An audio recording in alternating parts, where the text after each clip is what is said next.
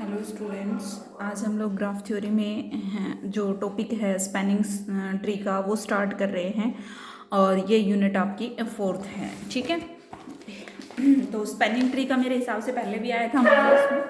ठीक है, क्या होता है spanning tree? A tree of a graph is सब ग्राफ। सबसे पहले तो आपको ट्री पता होना चाहिए। ट्री क्या होता है भाई? कोई भी ए ट्री क्या होता है? Tree of a graph, graph से बनाते हैं ना ट्री। ठीक है, of a graph is a सब graph of the graph which is tree. ठीक है, ट्री कुछ नहीं होता, बस एक सब ग्राफ होता है, लेकिन उसके ऊपर क्या होती है? एक लिमिटेशन होती है। कैसा सब ग्राफ होता है भाई? वो एसाइक्लिक होता है, सर्किट फ्री होता है सब ग्राफ। ठीक है, a spanning tree of a connected graph जी। अब देखिए स्पैनिंग ट्री क्या होता है? Spanning tree, a spanning tree of a connected graph. सबसे पहले क्या होना चाहिए? कनेक्टेड ग्राफ कैसा होना चाहिए? Connected graph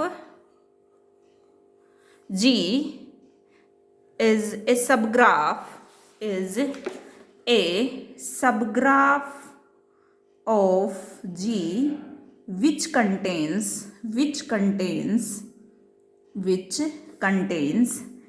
every vertex of G and is a tree। ठीक है भाई, सबसे पहले तो कोई भी स्पैनिंग ट्री होता है कनेक्टेड ग्राफ का, वो सब ग्राफ होता है जी का जो हर वर्टेक्स को कंटेन। सबसे पहली बात तो भाई ट्री तो होगा ही वो। ठीक है, स्पैनिंग ट्री पढ़ रहे तो ट्री तो होना ही चाहिए, यानी कि साइक्लिक तो होना ही चाहिए, सर्किट फ्री तो मिलेगा ही, लेकिन साथ में उसके सारे वर्टेक्स होंगे किसके अंदर? उस ट्री के अंदर। ठीक है भाई, जैसे कि एग्जाम्पल दे रखा है, ये जो है ट्री है and this is the spelling. ये ट्री है, ये एक सब ग्राफ है 1 2 3 4 एंड 5। इसके अंदर देखिए 1 2 3 4 ट्री वो है, क्या कहते हैं, वर्टिसेस। ठीक है, इसके अंदर 1 2 3 4 एंड 5 वर्टिसेस है। तो वर्टिसेस जिसमें सारे होंगे वो स्पैनिंग ट्री होगा। तो देखो ट्री तो दोनों है, लेकिन ये वाला स्पैनिंग ट्री है, ये ओनली ट्री है। ठीक है भाई, आगे बढ़ते हैं। एक एग्जाम्पल दे रखा है, इसके सारे ही आपको स्पैनिंग ट्री लिखने हैं। देखो भाई V1 V2 कोई दिक्कत नहीं है, लिख दोगे। जी के पास सिर्फ एक सर्किट है, कहाँ पे? V1 V2 V3 V1। तो इसको सर्किट फ्री करना है, कोई भी एज एक ना हम रिमूव कर देंगे। तो इसने एक एज देखो ये रिमूव की, फिर ये रिमूव की। ठीक है, इस तरह से आपको हर पॉसिबल जो है वो बनानी है, और वर्टेक्स का ध्यान रखना है कि सारे वर्टिसेस होने चाहिए। ठीक है भाई, उसके बाद है नेक्स्ट ब्रांच क्या होती है। ठीक है भाई, ब्रांच क्या होती है? Branch of a tree, a branch of a tree in is an edge of the graph that is in the tree. यानी कि ब्रांच जो होती है वो ट्री की, वो एक एज ही होती है जो ग्राफ में भी होती है और उस ट्री के अंदर भी होती है। उसके बाद है कोड क्या होती है? तो कोड क्या होती है ट्री की? कोड of a tree is an edge, क्या होती है? सिर्फ एक एज होती है, in an edge of graph that is not in tree, जो ट्री के अंदर नहीं होती। ठीक है भाई, तो यहाँ से देखिए अगर एक कनेक्टेड ग्राफ है, उसके पास ई एजेस हैं और वी वर्टिसेस हैं, तो आपको पता है उसके पास there are V-1 branch in any spanning tree. तो उसकी जो ब्रांचेस है वो निकाल सकते हो, जितने वर्टिसेस हैं उसमें से एक कम कर दो, उतनी ही उसके पास ब्रांचेस होंगी किसी भी स्पैनिंग ट्री में। ठीक है, so relative to any spanning tree. अब उसकी कोड बतानी हो तो क्या करोगे? जितने भी एजेस हैं उनमें से आप क्या सब्ट्रैक्ट कर दोगे? V-1। ब्रांच को हटा दो तो क्या बचेंगे आपके पास? कोड। ये क्या रह जाएंगी?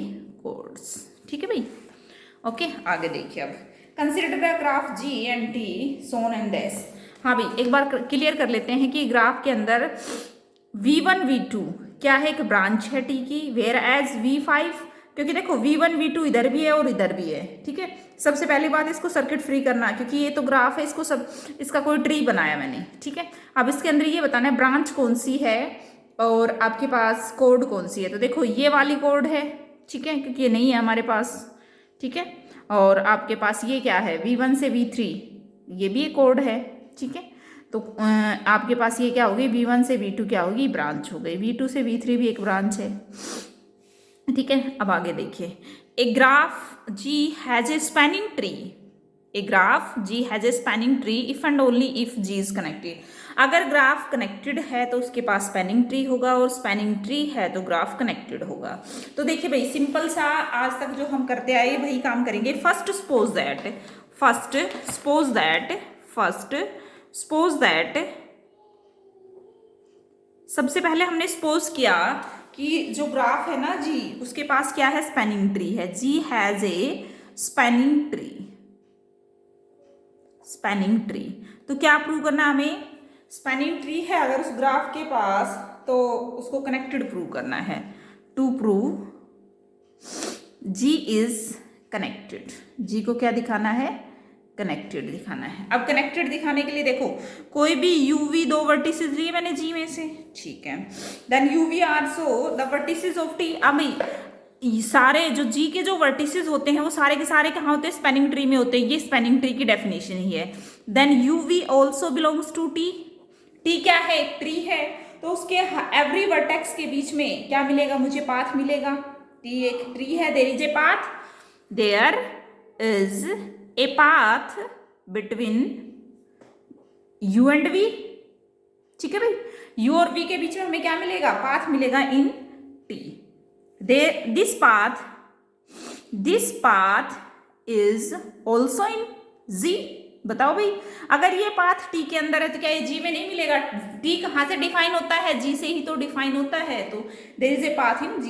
और कोई भी ग्राफ है उसको कनेक्टेड दिखाने के लिए उसके बीच में हमें एक रैंडमली पाथ दिखाना होता है। एक्सिस U भी क्या है, आर्बिट्री है यहाँ पे, ठीक है। तो क्या हो गया, हेंस दिस इज पाथ, तो then Z is connected, G क्या हो जाएगा भाई, कनेक्टेड हो जाएगा, ठीक है। नेक्स्ट है conversely suppose that G is connected, show करना है स्पैनिंग ट्री होगा। अगर G कनेक्टेड है तो उसके पास क्या होगा, एक spanning tree. To prove G has a spanning tree, ठीक है भाई, G के पास क्या होगा, एक स्पैनिंग ट्री होगा। अब सबसे पहली बात, अगर मान लो मैं इसी ग्राफ की बात करती हूँ जो कनेक्टेड है, अगर ये साइक्लिक है, एसाइक्लिक है, G is if G is acyclic यानी कि सर्किट फ्री, तो G खुद का ही क्या हो जाएगा, स्पैनिंग ट्री हो जाएगा, बिल्कुल। अगर दूसरा ऑप्शन क्या है, तो हमें प्रूव करने की जरूरत नहीं है।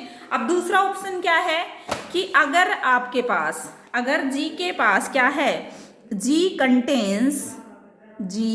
कंटेन्स ए साइक्लिक, G के पास एक साइकिल है, ठीक है, मान लो C1 है।